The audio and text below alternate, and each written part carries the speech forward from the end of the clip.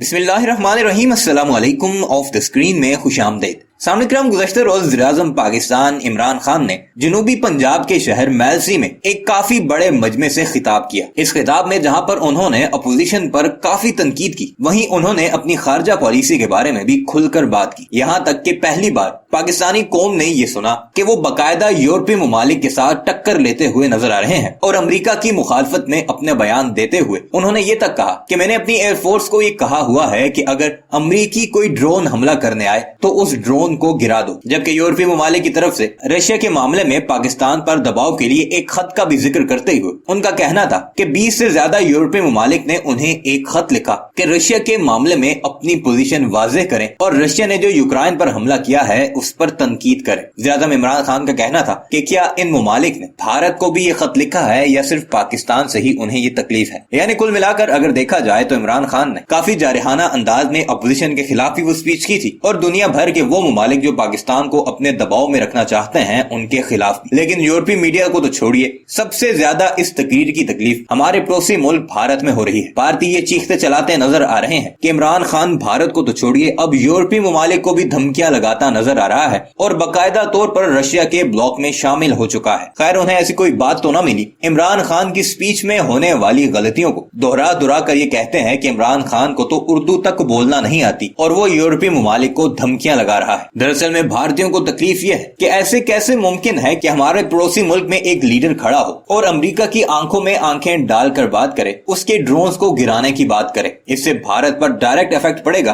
और भारतीय भी ये मांग करेंगे कि भारत अपनी खारजा पॉलिसी में खुद मुख्तार हो और अमेरिका जैसे मुल्क से उसी तरह आंखों में आंखें डालकर बात करे जिस तरह पड़ोसी मुल्क का वज़ीर-ए-आज़म इमरान खान करता है। यही वजह है कि अब भारतीय मीडिया की तोपों का रुख इमरान खान की तरफ होता जा रहा है और वो बिल्कुल उसी तरह रिएक्ट कर रहे हैं जैसे पाकिस्तान की अपोजिशन ने इमरान खान की इस तकरीर पर रिएक्ट किया है। आइए आपको भारतीय मीडिया की चीखें सुनाते हैं कि इमरान खान की तकरीर के बाद कैसे उनकी चीखें 7वें आसमान तक पहुंची, जिससे आपको उनकी तकलीफ का अंदाजा हो जाएगा। मगर वीडियो पर आगे बढ़ने से पहले आपसे गुजारिश है कि हमारे इस चैनल को जरूर सब्सक्राइब कीजिएगा और कमेंट सेक्शन में अपनी कीमती राय का इजहार भी जरूर कीजिएगा।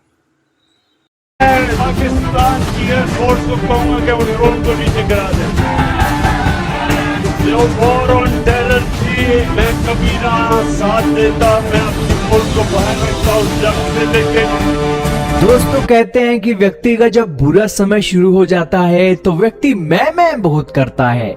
वही हाल हो गया है हमारे हमसाया मुल्क के वजीर आजम का, क्योंकि इनका जाने का वक्त आ गया है और ये बातें पाकिस्तान का मीडिया बोल रहा है। खैर, ये अब अपमान करने में आ गए हैं। इसके बाद रूहानियत की बात थी, उसे ये रूहीनियत बोल रहे थे, खतरनाक को खतरनेक बोल रहे थे।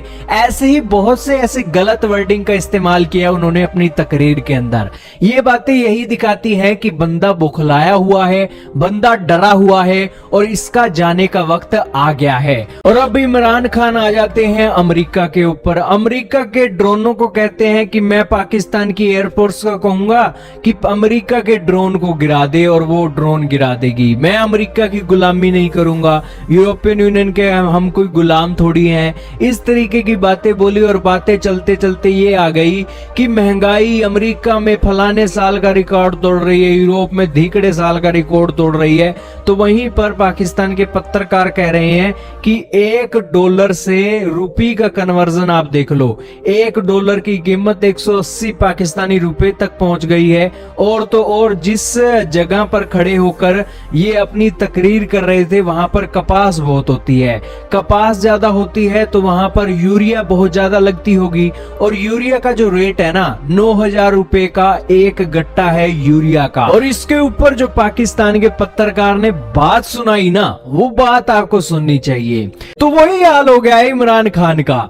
इमरान खान महंगाई के बारे में बोलते हैं कि फलाने देश में महंगाई बहुत है, धीकड़े देश में महंगाई बहुत है। जब वहां पर महंगाई है तो मैं कोई डीसी का लड़का हूं, हमारे देश में भी महंगाई बहुत है। ये पाकिस्तान के पत्रकारों की जो एग्जाम्पल है, वर्डिंग है, ये आपके सामने हमने रख दी है। अब दोस्तों ये सारी बातें चल रही है। इमरान खान कहते थे कि 8,000 रुपए का कर्जा था जी, ये जब छोड़कर गए पुरानी पार्टी वाले, अपोजिशन पार्टी वाले, तब कर्जा चला गया 30,000 रुपए, अरब रुपए। लेकिन इमरान खान ने अपने कार्यकाल में कितना कर्जा लिया है ये इमरान खान ने नहीं बताया? क्यों नहीं बताया? क्योंकि इन्होंने 50,000 अरब रुपए का एक कर्जा ले रखा है। तो जाहिर सी बात है कि इमरान खान हर मोर्चे में फेल होते हुए दिखाई दे रहे हैं और $1 टू पाकिस्तानी रुपए ने ना कमर तोड़ दी है।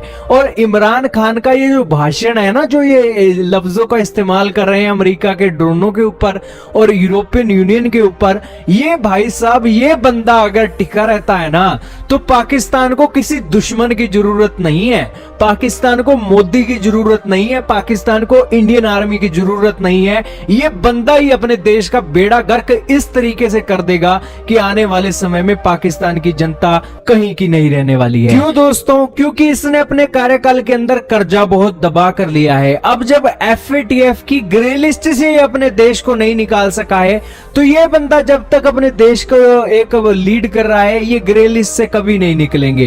क्यों नहीं निकलेंगे? ये ग्रे लिस्ट से बाहर निकलने के लिए जो काम करना है वो नहीं करते हैं। ये कहते हैं कि दुनिया के दूसरे देशों की साजिश है। अब जो ये ग्रे लिस्ट में हुए हैं, ये कह रहे हैं कि पॉलिटिकली मोटिवेटेड ये कदम है FATF का, इसलिए हम बाहर नहीं निकले।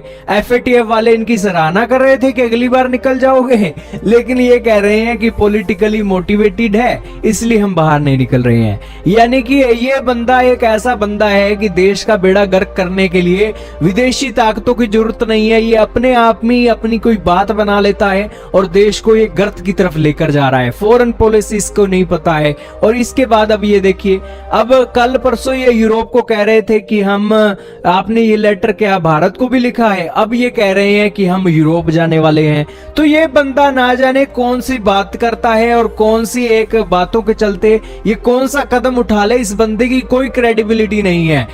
ये तो पाकिस्तान की जनता को सोचना है। अगर पाकिस्तान की जनता फिर से इस प्राइम मिनिस्टर को चुनती है तो जाहिर सी बात है कि पाकिस्तान की जनता ही दोषी है, ये बंदा थोड़ी दोषी है। ये बंदा ने तो अपने सारी करतूतें दिखा दी है, महंगाई भी कंट्रोल नहीं कर सका है, देश का और बुरा बेड़ा गर्क कर दिया है और अब ये इस तरीके से दोबारा से अपनी जनता का ब्रेन वॉश कर रहा है।